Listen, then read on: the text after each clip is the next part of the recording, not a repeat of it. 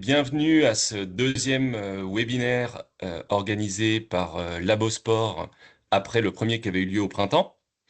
Alors, je suis Stéphane Groslo, je suis le responsable du département gazon naturel et systèmes agronomiques chez Labosport. J'ai envie de vous dire le petit dernier puisque je suis arrivé chez Labosport depuis début septembre. Et pour animer ce webinaire, je suis accompagné de Pierre Roussel. Pierre, je te laisse te présenter. Donc, je suis Pierre Roussel, je m'occupe des interprétations agronomiques chez Labosol depuis la création du labo. Donc, je suis spécialiste des sols et des conseils agronomiques. Alors, on va passer à peu près 1 heure ensemble pour passer, discuter de tous les paramètres qui influent sur les propriétés, les caractéristiques du sol. Alors avec Pierre, on a essayé, on s'est attaché à faire une revue qui soit la plus large possible parce que d'abord on est ravi de l'accueil que vous avez réservé à cette invitation, hein. On est pratiquement 300 personnes d'inscrites à ce webinaire. Autant dire que le sujet semble vous intéresser, mais en même temps, on a une très grande diversité de personnes présentes à ce webinaire, puisque on a des gens du monde du golf, on a des gens du milieu hippique, on a bien sûr des gens des sols sportifs, football ou rugby, on a aussi des gens du paysage, des gens par exemple qui s'intéressent aux forêts urbaines, on a aussi des gens du ministère, on a également des gens de la pépinière et de l'horticulture. Autant vous dire que forcément vous avez des attentes qui peuvent être très différentes. Donc on a essayé avec Pierre de passer en revue l'ensemble des points de manière la plus large possible. Certains seront bien sûr pas forcément explorés autant qu'on l'aurait souhaité, mais c'est des choses qu'on pourra faire avec vous, évidemment, a posteriori. Alors, pour débuter ce webinaire, tout d'abord, je souhaitais vous faire une petite présentation rapide de qui nous sommes, et pour ça, ben, je vais partager immédiatement mon écran. Alors, oui, donc rapidement, déjà, en guise d'introduction, qui nous sommes, hein, donc Labosport est un laboratoire français d'analyse et de contrôle pour les surfaces et équipements sportifs. Des contrôles qui sont soit exigés par les instances officielles, on est accrédité FFF, on est accrédité FIFA, on a un laboratoire au sein du groupe Labosport qui est également accrédité USGA pour les golfs, World Rugby bien évidemment. Et puis Labosol, donc le laboratoire qui a été créé il y a une vingtaine d'années par monsieur et madame Roussel, c'est donc un laboratoire d'analyse de sol et de conseil agronomique, mais qui vient également sur le terrain. On aura l'occasion d'en parler pendant ce webinaire pour effectuer des diagnostics directement sur place, notamment des diagnostics agropédologiques. Alors, les différents sujets qu'on vous propose d'aborder pendant ce webinaire, tout d'abord, on va s'intéresser aux caractéristiques générales d'un sol, comment on peut caractériser un sol selon ses propriétés. Ensuite, on s'intéressera aux observations sur site parce que quand la première, évidemment, la première façon de pouvoir connaître son sol, c'est déjà de l'observer in situ. On en profitera pour vous parler de normalisation, puisqu'il y a certaines normes françaises et ou américaines, je pense au milieu du golf, qui permettent d'encadrer les caractéristiques physiques, chimiques ou biologiques qu'un sol doit avoir selon si son usage est plutôt sur sol sportif, s'il est sur golf ou s'il est en paysage. On en profitera pour démystifier l'analyse de sol, parce que parfois l'analyse de sol peut faire peur. Donc on passera en revue un certain nombre de paramètres de mesure. Et puis Pierre vous donnera également quelques recettes pour interpréter ces mesures et surtout comment s'en servir dans ces opérations de maintenance sur le terrain. Alors, je propose donc immédiatement de rentrer dans le vif du sujet. En l'occurrence, on va commencer par notre premier point qui est les caractéristiques générales d'un sol. Pierre, est-ce que tu peux justement nous dire d'une manière assez générale comment on peut caractériser un sol? Un sol doit être tout simplement accueillant pour la plante. Il faut qu'elle s'y trouve bien, qu'elle puisse s'ancrer, se pénétrer au niveau racinaire le plus profondément possible. Et il faut qu'elle trouve ce dont elle a besoin Donc, elle n'a pas besoin de grand-chose, mais il lui faut impérativement de l'eau, de l'air, des nutriments. Donc, du coup, il faut qu'on aille caractériser ces sols en termes de fertilité. Et donc, on va étudier ces propriétés physiques, chimiques, biologiques. Que Alors c'est, justement, si on parle de fertilité, Pierre, est-ce oui, que tu peux nous en dire un petit peu plus, s'il te plaît? ben, la fertilité, c'est l'aptitude à produire euh, du végétal. Ça peut être des légumes, etc. Mais souvent, c'est les gazons, les arbres pour les espaces verts. Mais dans cette aptitude à produire, je dirais qu'il y a quatre sous-fertilités qui construisent la fertilité générale, la fertilité physique, acido-basique, minérale, organique. Et la caractéristique, c'est que s'il y a un des quatre éléments qui est déficient, toute la fertilité du sol est mise à mal. Il y a deux types de fertilité, la fertilité naturelle ou actuelle. Ça veut dire, en fait, il n'y a pas d'action de l'homme et le sol est fertile. Je pense des fois le gazon qui sont riches en matière organique qui fonctionnent tout seuls. Et sinon, si on n'a pas une bonne fertilité, ben, l'homme peut faire son intervention et permet d'améliorer la fertilité générale du sol par une fertilité acquise. Alors justement, tu as évoqué le fait que un sol puisse être pas suffisamment fertile. Moi, j'aimerais savoir, connaître justement les cas de figure qui peuvent se présenter et les solutions qu'on peut apporter. Ben, ça peut être donc la partie physique, fertilité physique, ça peut être un sol comprimé, donc il faut réaliser un travail de décompression ou de décompactage du sol. Ça peut être aussi un mauvais équilibre des éléments qui le constituent. Euh, donc en fait, l'action qu'on va réaliser, ça va être du travail du sol, des amendements de sable, compost. Il peut y avoir aussi des problèmes de déficience d'organique ou trop d'organique ou pas assez. Donc là, ce sont les amendements organiques qu'on va réaliser. On va aller scruter les éléments acido-basiques, donc c'est en fait les pH, le calcaire, et on va décider des amendements basiques de type chaud, etc. Et puis minéral, c'est les redressements des carences et la construction d'un plan de fertilisation, de nutrition pour la plante.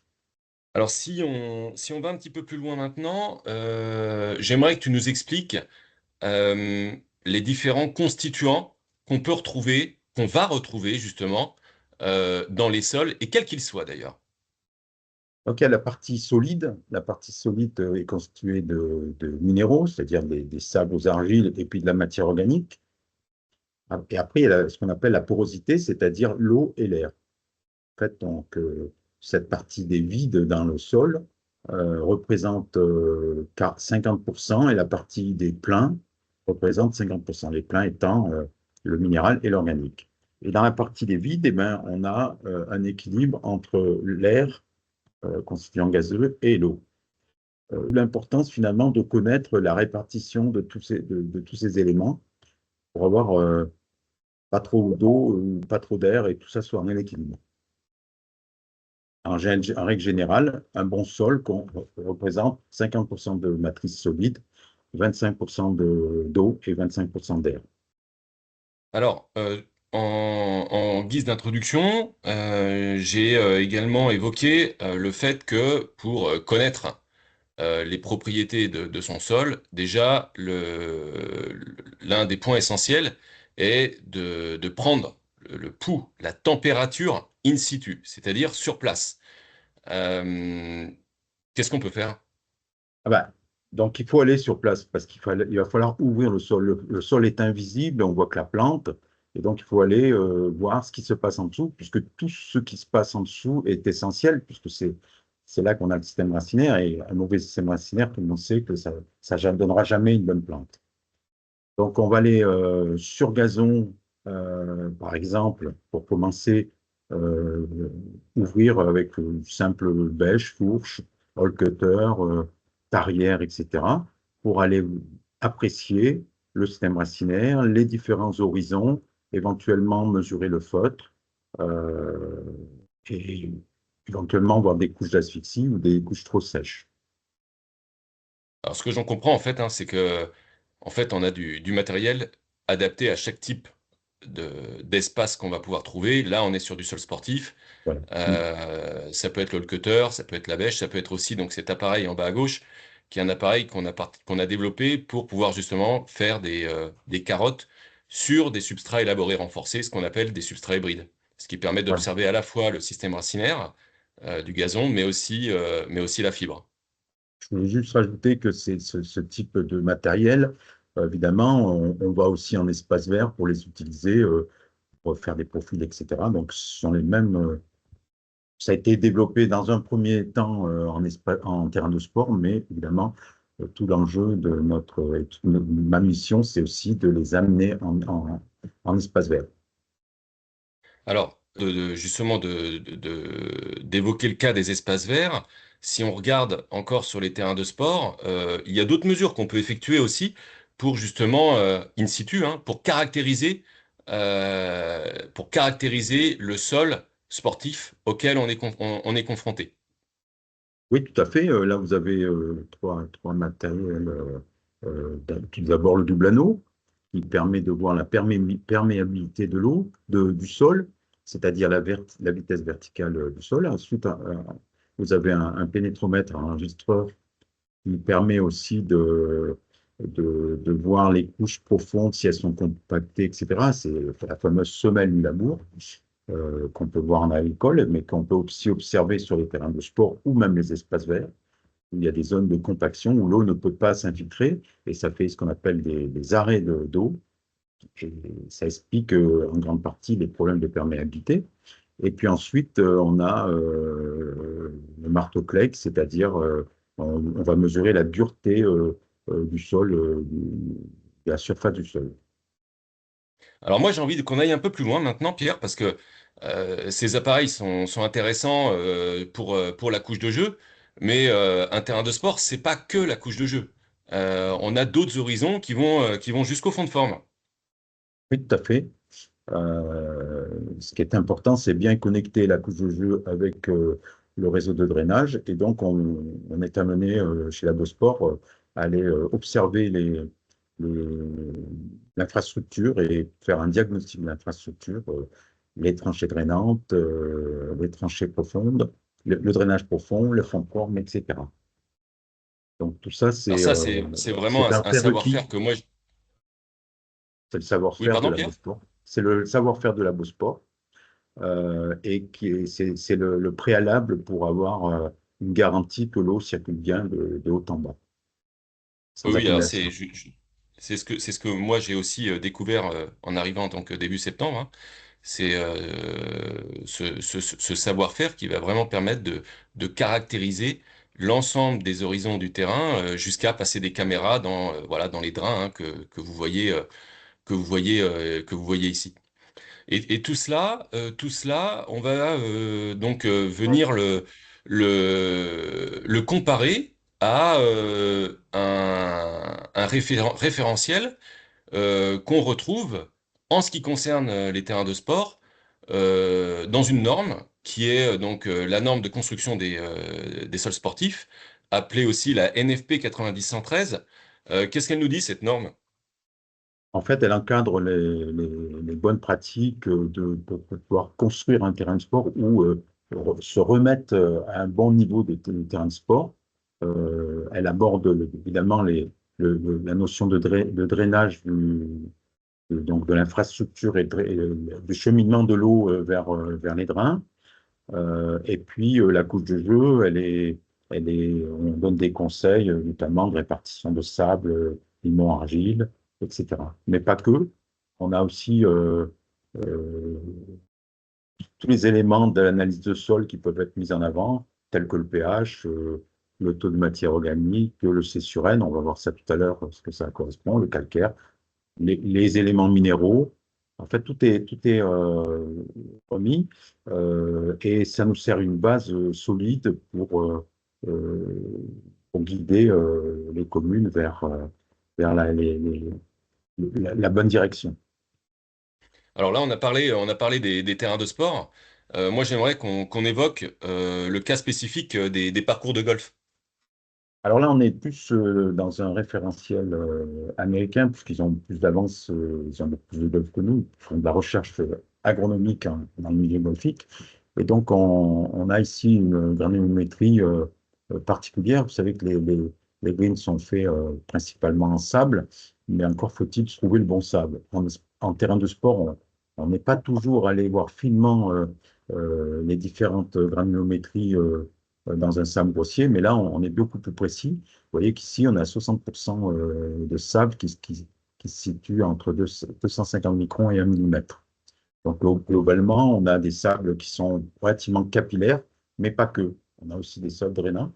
Alors, évidemment, cette norme USGA, elle n'est valable que pour les sols sableux, hein. Si, on ne faut surtout pas utiliser ce type de sable quand on est dans la norme 90-113, où on a 25% d'éléments fins en même temps. Puisqu'on rajouterait les éléments fins à la partie capillaire du sable grossier. Parce que le sable grossier est entre 250 et 1 millimètre. Et là, on est encore en phase, euh, comment dire, en phase capillaire. Alors, pour les gens du golf qui sont présents, hein, sachez que dans le groupe Labosport, nous avons également une filiale qui est l'un des deux instituts, pardon, en Europe qui est accrédité USGA, donc à même de faire ce genre d'analyse euh, pour vérifier justement la conformité selon le référentiel USGA. Donc que ce soit sur les sables, que ce soit aussi sur la matière organique, en le faisant de manière échelonnée par horizon. Voilà. Alors, Ce il y a une qui- nouvelle notion, Pierre, si on va un petit peu plus loin maintenant, il y a une nouvelle notion, ou tout du moins paramètre, alors elle n'est pas tout à fait nouvelle parce qu'il y a longtemps qu'on en parle, mais malgré tout, elle arrive un petit peu sur le devant de la scène là, depuis quelques années, notamment dans le monde agricole, mais on commence à en entendre parler en espace vert. C'est ce qu'on appelle le potentiel redox. Et moi, j'aimerais que tu nous expliques, sans forcément rentrer trop dans le détail, parce qu'on pourrait en parler pendant très longtemps, à quoi correspond le potentiel redox? Alors, le potentiel redox, en réalité, on l'a toujours plus ou moins travaillé, parce que quel est le principe de l'agriculteur qui fait un labour, c'est oxygéner le sol, donc c'est augmenter son potentiel oxydant. Mais ce qui est nouveau, c'est qu'on se rend compte que des fois, à trop oxyder, c'est-à-dire trop oxygéner le sol, c'est pas bon. Et évidemment, un sol trop réduit, c'est pas bon. Alors, qu'est-ce que c'est que cette notion-là? Ben, c'est en fait quelque part mesurer ce qui s'est passé depuis quelque temps en termes d'oxygénation ou pas. Si c'est oxydé, ça veut dire qu'il y a de l'oxygène et depuis pas mal de temps. Et si c'est réduit, ça veut dire que ça manque d'oxygène. Un sol trop oxydé entraîne une réduction de l'efficacité de la photosynthèse avec un relargage du carbone organique. Ça favorise aussi les sols oxydés, donc trop d'oxygène, des maladies de type Fusarium ou rhizoctoniose, certains insectes, et puis ça entraîne une oxydation du fer. Donc finalement, un oxyde de fer, ça veut dire que s'il est oxydé, il est inaccessible pour les plantes. Si on est dans un sol trop réduit, ben ça, c'est qu'il manque de l'oxygène. Et c'est pas bon pour les racines, qui ont besoin d'oxygène, et les micro-organismes. Ça favorise les champignons de type Pythium, et ça réduit ce phénomène très important de fonctionnement organique, l'humification et la minéralisation. Et enfin, cette décomposition, comme il n'y a pas d'oxygène, la matière organique se décompose de façon anaérobie et on a des toxicités avec H2S. Alors H2S, c'est un nom chimique, mais en fait, c'est l'odeur d'œuf pourri, le méthane, l'odeur de vase, etc., qui fait que ben, on a un sol qui ne fonctionne pas, on le voit sur la photo juste au-dessus. Alors, si on est un petit peu plus pratico-pratique, quelles sont les conditions qui peuvent favoriser l'oxydation, la réduction d'un sol, et comment on peut venir tamponner cela? Voilà. Alors, très rapidement, c'est parce que c'est un sujet assez vaste et complexe, les conditions oxydantes du sol, c'est la sécheresse, c'est le drainage de l'eau. À partir du moment où l'eau est partie, c'est remplacé par l'air, donc l'oxygène. Dans l'air, il y a 20% d'oxygène. Le travail du sol, Certains produits phytosanitaires aussi qui sont oxydants et qui, en fait, par le phénomène d'oxydation, vont détruire les champignons, mais finalement donnent des conditions d'oxydation plus importantes au sol. Et puis certains engrais qui sont des oxydes, souvent des oxydes, comme le nitrate, c'est NO3. Donc, vous voyez bien que dans NO3, il y a de l'oxygène, et cet oxygène montre que c'est une molécule oxydée, les sulfates SO4. Après, les conditions de réduction du sol, ben, c'est l'excès d'eau. Ça veut dire que la porosité, ben, il n'y a plus d'air, il n'y a que de l'eau. Euh, il y a aussi le phénomène de compaction de sol. Donc, il peut y avoir excès d'eau et compaction de sol, ça peut aller de pair, mais pas que. La compaction du sol, c'est l'augmentation de densité, donc c'est l'écrasement et la réduction de la porosité au détriment de la matrice solide. Donc là, on se retrouve dans un sol, réduction du sol, c'est-à-dire pas d'oxygène. Et enfin, on a des engrais type urée ou ammoniac qui peuvent entraîner, enfin, qui entraînent la réduction du sol. L'effet tampon, Si mon c'est-à-dire potentiel redox n'est pas équilibré, je fais comment pour le tamponner? bah, l'effet tampon, c'est-à-dire arriver à trouver l'équilibre entre les deux, bah, je vais augmenter la CEC. euh, donc on va voir tout à l'heure, c'est-à-dire la matière organique ou l'argile. On va ajouter des argiles ou des matières organiques. Euh, on va favoriser la vie microbienne, biologique, et on va essayer de trouver une structure qui soit pas trop, qui soit relativement une bonne structure, stable, équilibrée. Bien aéré, mais pas trop. Donc la bonne structure, mais pas. Mais au-delà de la bonne structure, c'est la déstructure, c'est-à-dire qu'on peut voir dans les sols sableux quelque chose qui part un petit peu en brioche, qui se décompose comme sur la plage, comme un sable de plage. Donc il faut trouver le bon équilibre. On a parlé des observations sur site en termes de sport, on a parlé en golf, on a parlé du potentiel redox. Qu'en est-il des espaces verts? Alors évidemment, les espaces verts, on va aussi ouvrir le sol, mais on ne va pas l'ouvrir sur 50 cm, mais on va aller beaucoup plus loin, on va faire des profils de sol. Alors qu'est-ce que c'est que ce profil agropédagogique? C'est souvent en amont de la création d'un espace vert, on va aller sur site et on va aller caractériser les sols et la profondeur pour voir on va pouvoir récupérer comme terre, recycler, remettre dans les espaces verts et quel type de végétaux on va pouvoir choisir. Donc la palette végétale. Donc ben, je fais des profils de sol. Alors en profil de sol, je vais commencer à faire les profils de sol, surtout dans le domaine de la formation, parce que c'est très parlant. Mais là, on est en train de le développer aussi dans ce concept de profil agropédologique. On peut mesurer jusqu'à 16 critères différents, que sont la structure, la texture, compaction, porosité, vers de terre, couleur, odeur, etc. Il y a 16 critères c'est très intéressant. Et puis, en même temps, ça nous permet de prélever des analyses de sol et de les amener au laboratoire.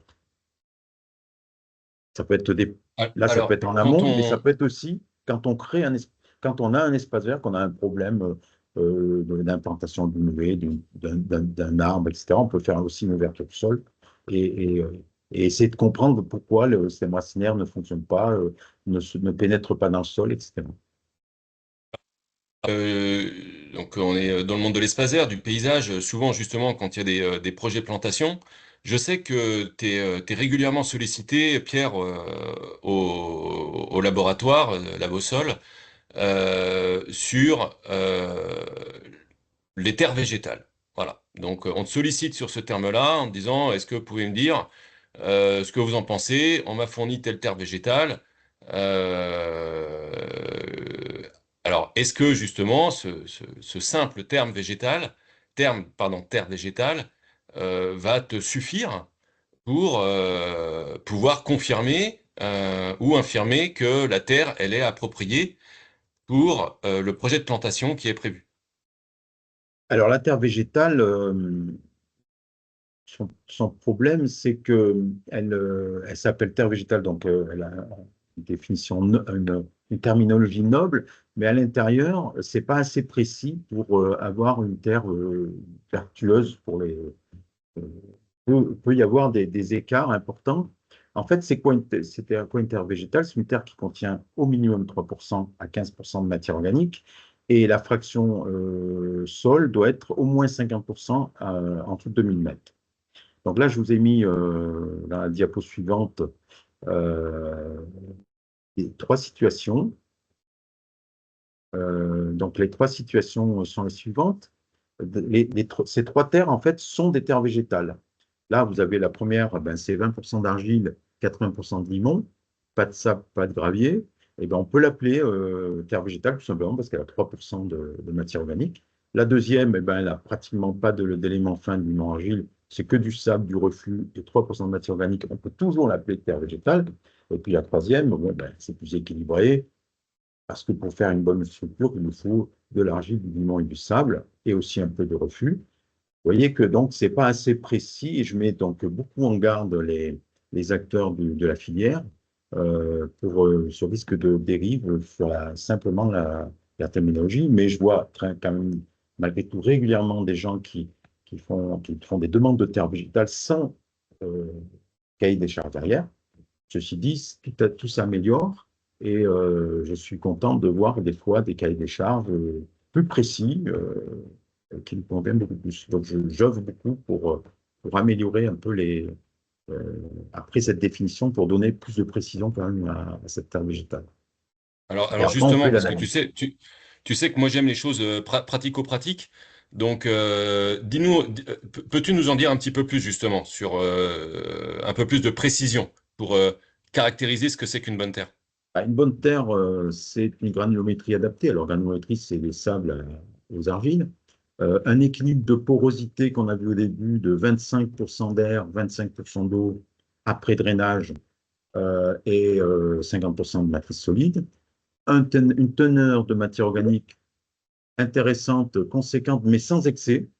Donc là, on est toujours dans l'entre-deux, hein. On verra quels sont les bons critères. Un C sur N qui caractérise finalement la dynamique du pôle organique, de l'évolution organique.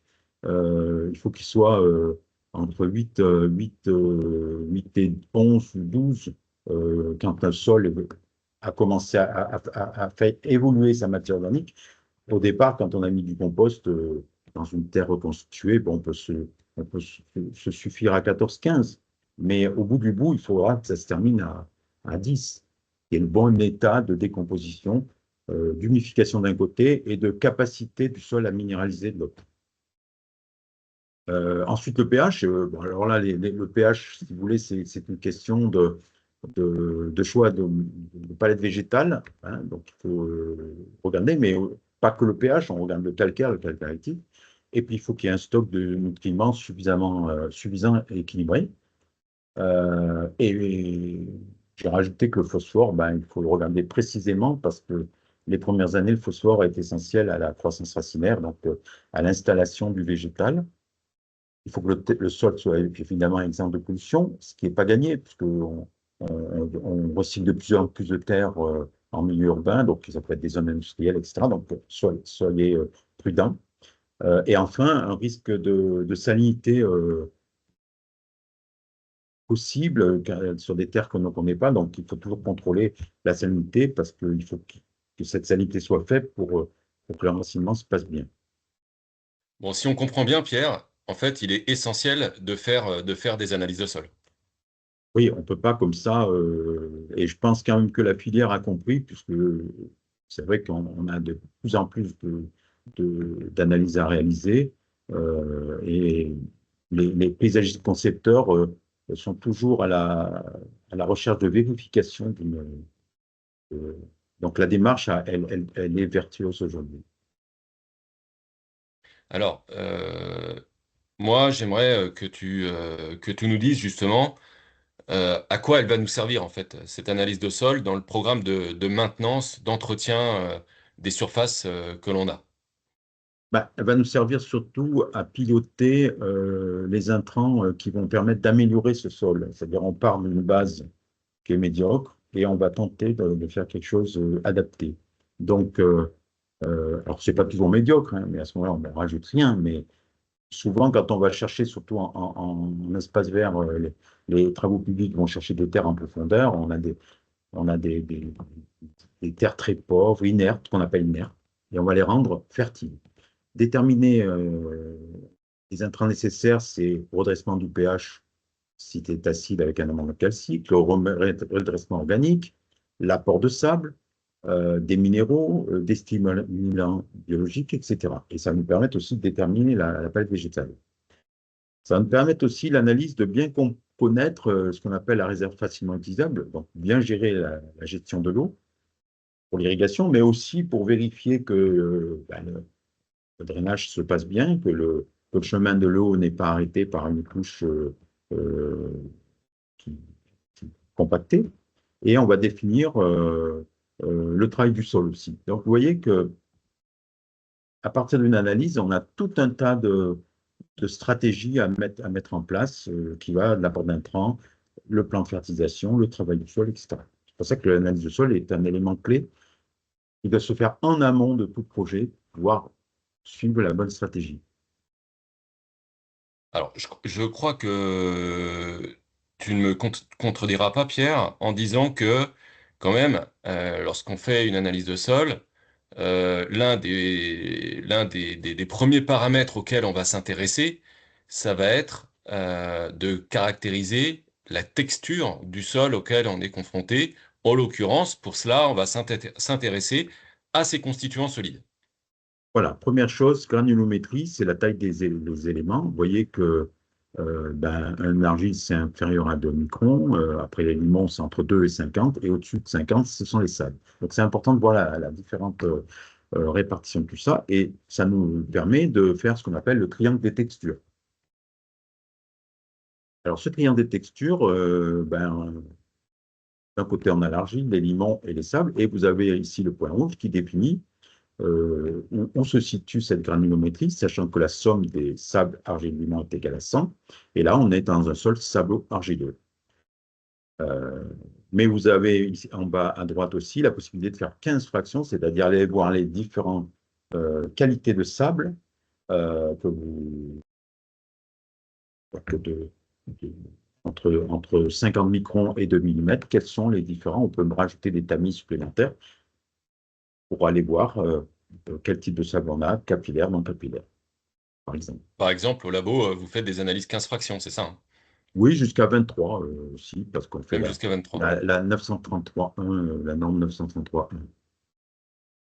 Bon, alors, tout le monde sait que les agronomes aiment bien mettre les mains dans la terre. Tu peux nous parler de la technique de l'anneau ou du boudin? Alors, c'est une technique qu'on présente évidemment quand tu fais de la formation dans un profil de sol ou tu fais le profil de sol. On peut faire, quand on arrive à faire un boudin à partir de, donc on va préparer mouiller le sol, c'est le minimum. Et après, si on arrive à faire un boudin, ça veut dire qu'on a plus de 10% d'argile. Et quand on arrive à fermer, à faire un cercle, au total, ça veut dire qu'on a plus de 30% d'argile. Et entre les deux, ce sont des nuances. Quand on a un sol qui est savonneux ou tel que ça veut dire qu'il est limoneux, et quand on commence à sentir rayé, ça veut dire qu'il est sableux. Après, il y a tout à l'intérieur, mais ça, c'est la connaissance de, de 30 ans de métier. Il faut savoir s'il est sableux argileux, limono argileux, etc. Parce qu'on a toutes les nuances. Donc, quand c'est rugueux, ça veut dire sableux. Alors, le sol, finalement, on peut et j'ai même envie de dire, on doit dire que, en fait, c'est un gros réservoir. C'est un gros réservoir dans lequel la plante va venir s'alimenter, euh, que ce soit en eau ou que ce soit en nutriments. Tout à fait. En fait, tout à l'heure, j'ai parlé de matrice solide et puis de porosité. C'est dans la porosité qu'on va stocker l'eau, surtout la porosité capillaire. Donc, effectivement, c'est très important. On va calculer la RFU à partir de la granulométrie. Tous ces concepts-là, Tu ça vient reprécises de ce la que veut RFU, dire la RFU? réserve facilement utilisable. C'est-à-dire, c'est tout de suite après une irrigation, lorsqu'on a laissé le drainage partir, jusqu'au ce qu'on appelle le point de flétrissement temporel, jusqu'à ce qu'on ait besoin de réirriguer. Au printemps, on a fait un webinaire qui a eu beaucoup de succès d'ailleurs. Je vous invite à aller le voir sur l'irrigation, sur l'idée d'irrigation des terrains de sport, où là, on a parlé de la démarche de l'irrigation. Alors parlons maintenant du rôle du sol en tant que réservoir nutritionnel pour la plante. Alors, quand on parle de nutrition, il faut commencer à parler de ce fameux complexe argilonique. Qu'est-ce que c'est? C'est l'alliance entre l'argile et l'humus, c'est-à-dire entre le minéral et l'organique. Euh, c'est stabilisé grâce au cation, surtout au calcium bivalent, euh, parce que l'humus et l'argile sont électriquement négatifs. Et pour pouvoir relier, donc structurer tout ça, relier deux grains d'argile-argile ou argile-humus ou humus-humus, eh ben, il nous faut un cation bivalent avec deux charges de plus qui vont grouper et on va faire ce qu'on appelle la flocculation des argiles. Quand on a une argile qui est comme de la boue, etc., et qui est une argile acide, eh ben, on ne peut rien en faire et on met du calcium et tout de suite, on a des agrégats qui se constituent. Donc, ce Comment, complexe argile-huile, oui. comment on peut mesurer quel est le paramètre qui permet d'évaluer, de quantifier la taille du complexe dans le sol? Eh ben, en fait, paramètre, c'est ce qu'on appelle la capacité d'échange cationique, qui est un protocole de laboratoire qui nous permet de mesurer le nombre de cations qui est contenu par kilogramme de terre, le cations qui peuvent être retenus par ce complexe.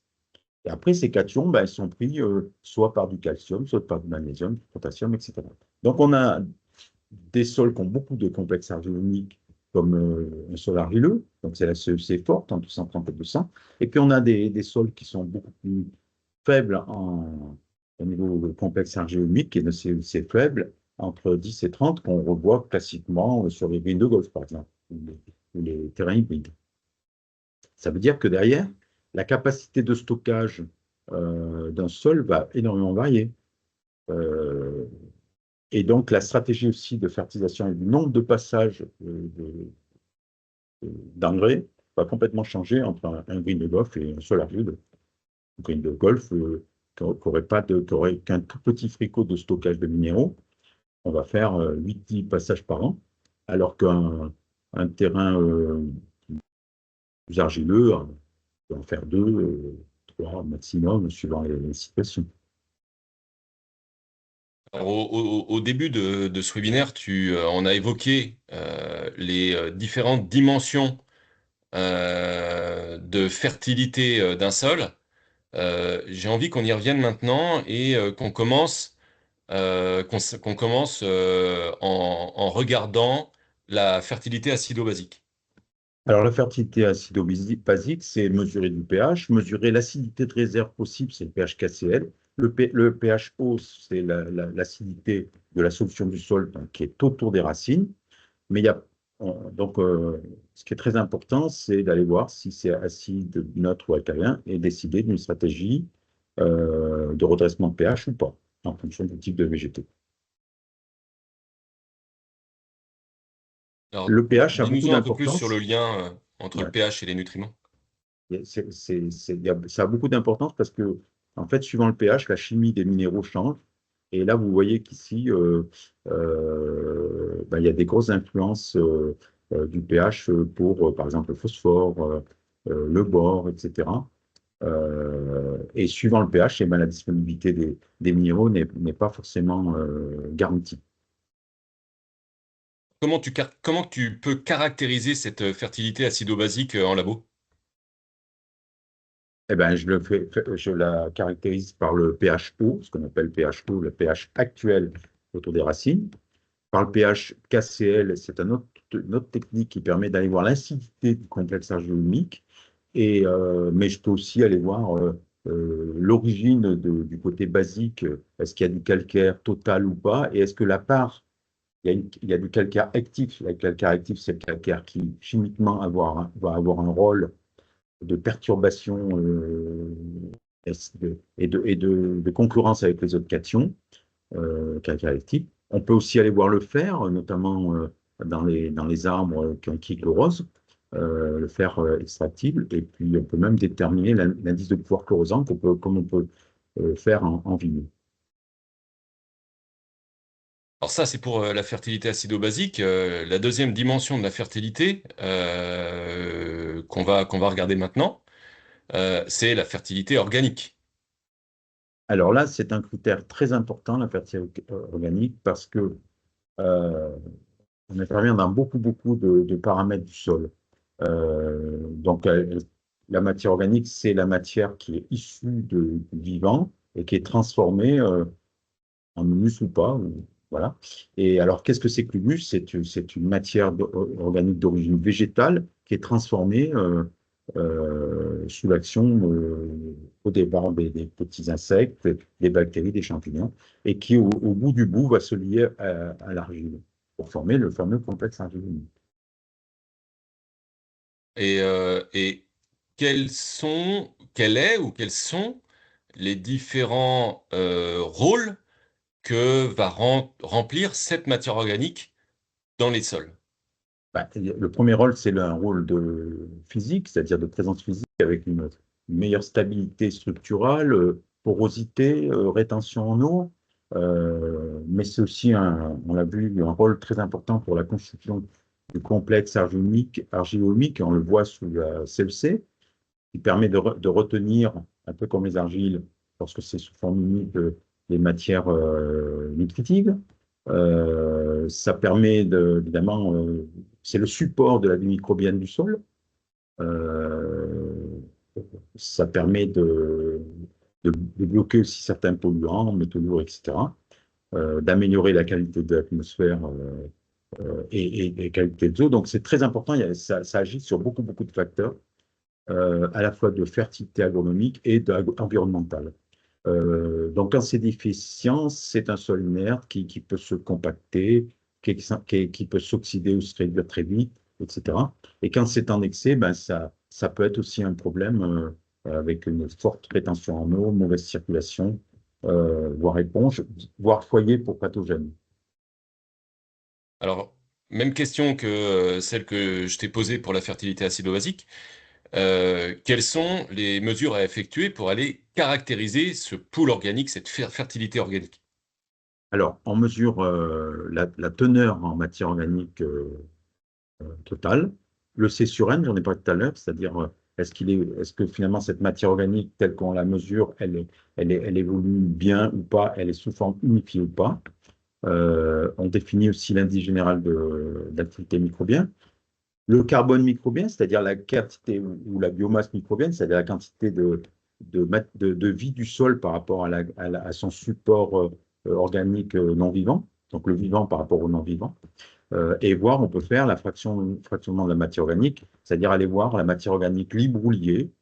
La matière organique libre, c'est la matière organique dans le sable, et liée, c'est ce qui est dans les limons argiles, proche de l'humus. En fait, nous, chez Abosol, on fait le menu spécial poule organique pour mettre en œuvre tous nos critères, tous nos protocoles à la disposition de la caractérisation précise de la matière organique du sol et donc de son fonctionnement aussi. Alors, je crois que tu fais l'ensemble de ces paramètres, hein, de Oui. la teneur matière organique totale, la partie libre liée, comme tu l'as dit, la biomasse microbienne. Je crois aussi que tu peux différencier, dissocier la part de la matière organique provenant d'organismes vivants et ceux provenant d'organismes morts. C'est ce que je disais à l'instant, c'est-à-dire que le fait d'étudier la vie microbienne, ben, c'est la part du vivant, et par différence de la matière organique totale, eh ben, on a la part du non-vivant.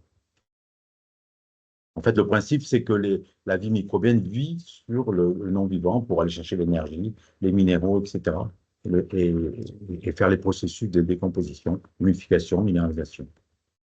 Alors, on sait que, donc, on a bien compris hein, que cette matière organique, elle est essentielle pour que nos sols en espace vert fonctionnent bien.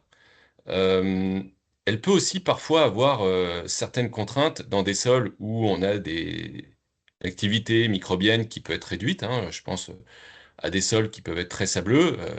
L'exemple ici sur Green de Golf, mais on le retrouve aussi sur les substrats élaborés renforcés appelés hybrides.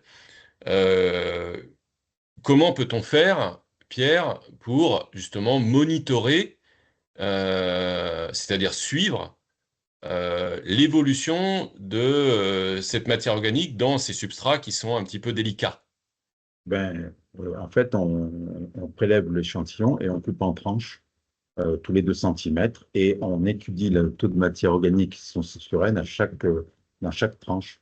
Donc, ce qui nous permet de vérifier comment se situe, de faire le gradient de la matière organique et de son évolution. Alors, donc le groupe Labosport, hein, c'est un groupe qui est présent à travers le monde entier et typiquement, on sait, pour développer ce genre de service, on s'est aussi inspiré de ce que font nos collègues en Nouvelle-Zélande. Ça, c'est voilà, un exemple hein, de ce qui est fait là-bas, où finalement, ils vont venir monitorer, donc suivre voilà, à date régulière. Hein, voilà, on est de juillet 2021 jusqu'à juillet 2024. Pour chacun des greens, on va venir justement suivre euh, l'évolution de cette teneur en matière organique par horizon pour mieux comprendre justement sa dynamique, son état et sa dynamique, et pour ensuite derrière, bien évidemment, faire le bon choix d'opération mécanique et de sablage. Alors, ça, c'est pour, comme je l'ai dit, hein, des sols où l'activité microbienne peut parfois être réduite. Euh, Il y a un autre paramètre qu'on a évoqué tout à l'heure, hein, qui est le rapport C sur N. Hein. Tu me disais encore hier, on était sur le terrain tous les deux, tu me disais encore hier que de ton point de vue, c'est un des paramètres qui est également extrêmement important. Oui, tout à fait. Ça donne la dynamique de la matière organique et ça, c'est surtout un critère qui montre le bon fonctionnement ou le mauvais fonctionnement depuis longtemps. Donc, ça donne une notion de fonctionnement du sol, mais dans le temps. C'est pas un critère qui est euh, du moment c'est un critère qui représente quand même une longue évolution de la matière organique dans le sol, si elle est bonne ou elle n'est pas bonne. Si on est au-dessus de 12, ça veut dire qu'on a un problème d'évolution. Voilà l'exemple. On a même du black layer, donc des éléments noirâtres qui apparaissent. Ou alors on a du feutre de surface. Tout ça, c'est de la matière organique, mais qui est dans un état mal décomposé ou en situation réduite, etc. La matière organique, c'est un sujet qui est tellement important que ça mériterait presque de faire un webinaire spécial matière organique. D'ailleurs, on y réfléchit pour l'avenir. Eh ben, moi, j'ai même envie d'aller un petit peu plus loin. Vous avez un chat hein, dans ce webinaire où vous pouvez bien sûr poser vos questions et on y répondra. Dites-nous un petit peu ce que vous en pensez si on vous proposait un webinaire sur le sujet spécifique de la matière organique. En attendant, je continue notre webinaire et désormais on va s'intéresser à la fertilité minérale et on va commencer avec le phosphore. Alors, le phosphore, c'est un grand sujet. On ne pourra pas l'aborder en profondeur aussi dans ce webinaire. Il y a plusieurs méthodes d'extraction du phosphore. Alors, il y a deux méthodes principales. C'est la méthode Olsen qui est qui est le phosphore, je dirais, soluble, facilement accessible. Et il y a la méthode Joret-Hébert ou d'ailleurs, qui est une méthode de toute tout le stock accessible pour la plante, mais plus ou moins soluble. Donc, en fait, l'idée, c'est de faire souvent soit la méthode Joret-Hébert et d'ailleurs, soit les deux méthodes, Olsen et Joret-Hébert, ce qui nous permet de voir ben, si on a du stock de phosphore, est-ce que ce stock de phosphore est facilement accessible par la plante ou pas. Donc, Et ça, qu'en c'est est-il très du potassium important. maintenant? Comment? Qu'en est-il du potassium? Le potassium, lui, joue un rôle très important dans la physiologie de la cellule, puisque c'est un régulateur de fonctions hydriques et de salinité des plantes. Euh, donc, il faut quand même aller l'étudier. Je dirais, ça fait partie des trois cations principaux, potassium, magnésium et calcium. Donc, il faut qu'il soit suffisamment important. Il faut savoir que dans des sols sableux, eh ben, il n'est pas retenu par le complexe, donc parce qu'il n'y a pas de complexe. Et donc, on a des lessivages. Et donc, il faut en apporter régulièrement, pratiquement au même rythme qu'on apporte de l'azote, mais en petite quantité, pour éviter tout gros lessivage. Alors, t'as évoqué rapidement le magnésium. Alors, le magnésium, c'est l'élément central de la chlorophylle, donc pas de magnésium, pas de chlorophylle, pas de photosynthèse. Donc, vous voyez un peu la problématique. Il faut trouver l'équilibre entre le potassium et le magnésium, parce que trop de magnésium, ça bloque le potassium, mais trop de potassium, ça bloque le magnésium. Vous voyez, ça, c'est le cation un petit peu antagoniste. Et puis, ils peuvent aussi servir à structurer le sol, puisque c'est un bivalent. Euh, voilà. Ce qu'on peut dire sur le magnésium, on caractérise systématiquement dans les analyses du sol quand on fait les minéraux, et on fait surtout le rapport aussi K2O sur NGO. Alors, il y a un cation qui est parfois négligé par les gens quand ils regardent les résultats de leur analyse de sol, et pour autant qui est un cation qui est aussi très important, c'est le calcium. Alors, le calcium, oui, est très important.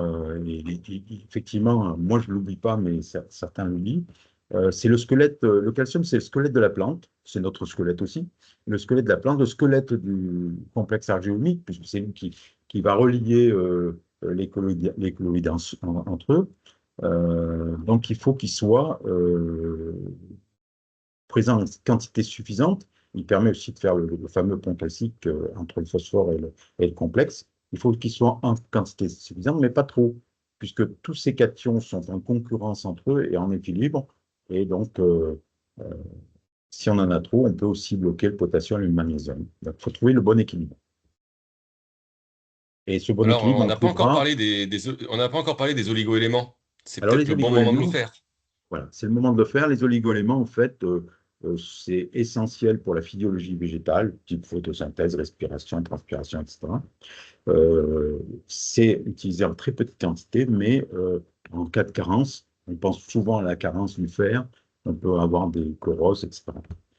Donc, c'est important d'aller les regarder.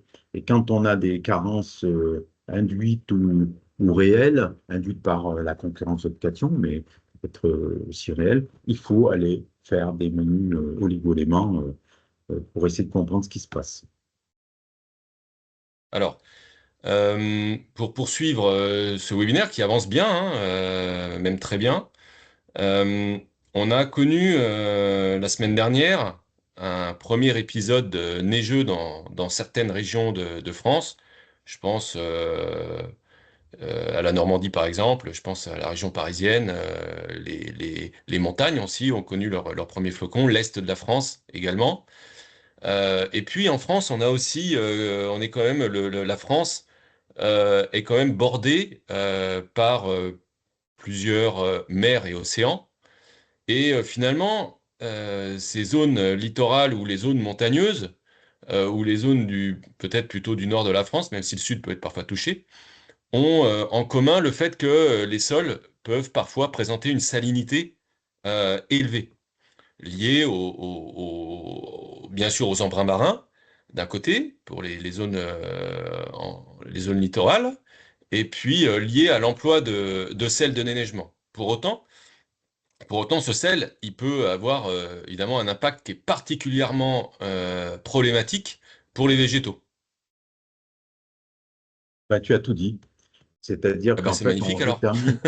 on détermine la conductivité, on va aussi, si on a une conductivité forte, aller voir le sodium systématiquement. Et effectivement, trop de sel, trop de conductivité, ça entraîne la sécheresse physiologique. L'eau va toujours du moins salé au plus salé. Donc, si on a dans le sol une salinité supérieure à ce qui est à l'intérieur du végétal, eh ben, la plante ne peut plus consommer l'eau et elle meurt de sécheresse, même s'il y a de l'eau en place. Donc, voilà, donc c'est une grosse problématique. Et évidemment, on n'y passe pas à travers, parce que nous, systématiquement, on va faire la salinité et on va caractériser, on va mesurer ce risque Et comment tu le mesures? par la conductivité. Et si des fois on a une conductivité électrique, et si des fois on a une conductivité forte, au labo, ils ont ordre de faire le sodium pour comprendre, pour aller plus loin. Donc si je comprends bien, tu le fais de manière systématique si jamais pour toute analyse si jamais la conductivité est pas bonne, quoi. Oui, parce que c'est un préalable. Si on a une forte conductivité, c'est-à-dire dans un sol, par exemple, une conductivité de 2 millisiemens, ben, on a un problème, il faut absolument intervenir. On ne va pas pouvoir planter correctement. Et donc, c'est qu'un critère tellement important pour moi que on ne va pas plus loin. Il faut résoudre le problème.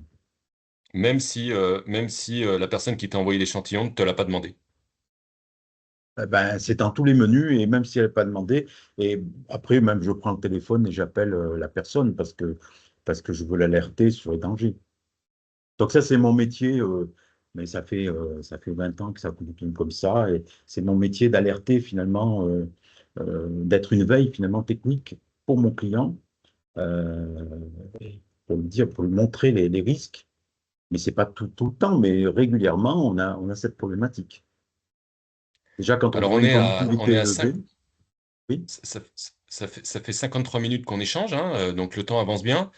Il va être temps de se diriger tranquillement vers la conclusion de ce webinaire.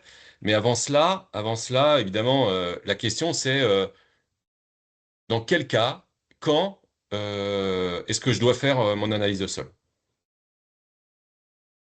Bah, d'abord, on le fait, le sol est évolutif, notamment au niveau des minéraux et de la matière organique. En réalité, en routine, terrain de sport notamment, golf, on est entre 2 et 4 ans en routine pour aller vérifier, pour avoir une stratégie future. Et on le fait plutôt en période d'arrêt végétation, ou pré-arrêt, ou entre septembre à mars, pour avoir une stratégie d'amendement, de redressement, de fertilisation. Et puis sinon, quand on fait un projet espace vert, on en fait en amont par le profil agropédologique, évidemment, et puis on va tester les terres. Là, c'est demandé par le paysagiste concepteur, et là, c'est toute l'année. Euh, et puis sinon, on peut aussi, euh, quand, tout au long de l'année, on nous présente des terres végétales et on va vérifier si on est à la norme, etc. Donc, il n'y a pas forcément il y a deux systèmes. Il y a soit un monitoring tous les 2 à 4 ans et on fait ça plutôt l'hiver. Et après, il y a des projets qui se font toute l'année et on caractérise les terres toute l'année. Quand on veut faire une plantation au mois de novembre-décembre, évidemment, on va faire l'analyse de sol au mois d'août, au mois de septembre. Bon, je suis ravi d'apprendre, Pierre, qu'en fait, tu travailles du 1er janvier au 31 décembre. C'est magnifique. Et mes clients le savent parce que je vois qu'ils m'appellent peut-être pas le week-end, mais presque. Alors, justement, je sais que la vision et la mission de la Boussole est d'être résolument tourné, d'être au plus proche de ses clients, résolument tourné vers le service apporté à ses clients. Je crois que c'est la même vision que le groupe Labosport peut avoir. Euh, Pourquoi aujourd'hui les gens justement te font confiance depuis 20 ans que tu as créé le labo avec ton épouse, et pourquoi les gens font confiance en Labosport?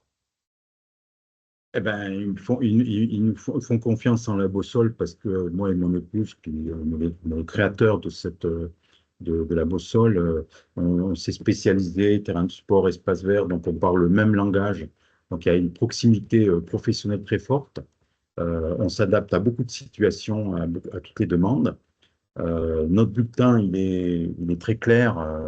On essaie de faire de la pédagogie à travers notre bulletin d'analyse. C'est souvent notre bulletin d'analyse qui est notre support qui nous permet de- d'avoir de plus en plus de clients parce qu'il est lisible, il est facile à lire. Moi, je donne des conseils, j'interprète en permanence.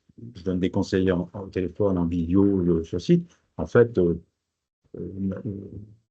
dans le métier, bon, je suis connu, je commence à avoir une certaine notoriété et je sens que ben, de plus en plus de gens me font confiance.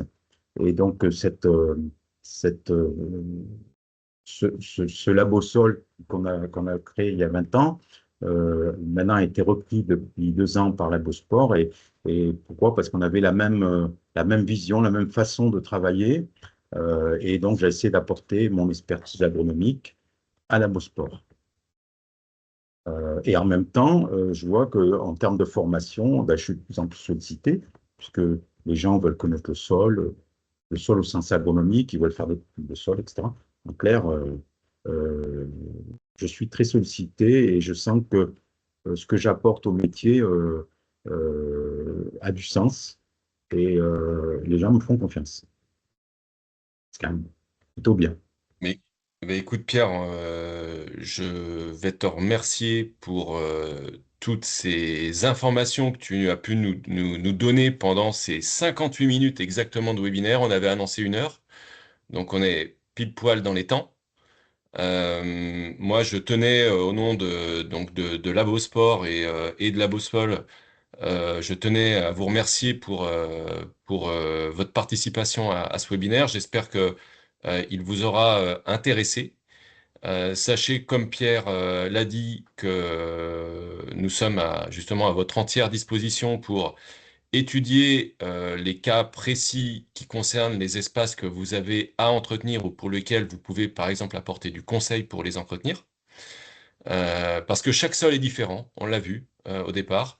Chaque sol est différent. L'observation sur site, elle est absolument nécessaire.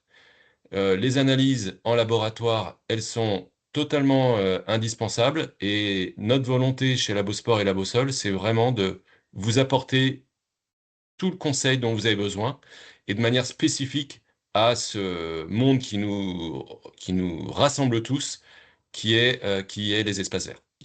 Merci à tous Alors, merci et de puis à votre très bientôt. présence. Merci de votre présence. Au revoir.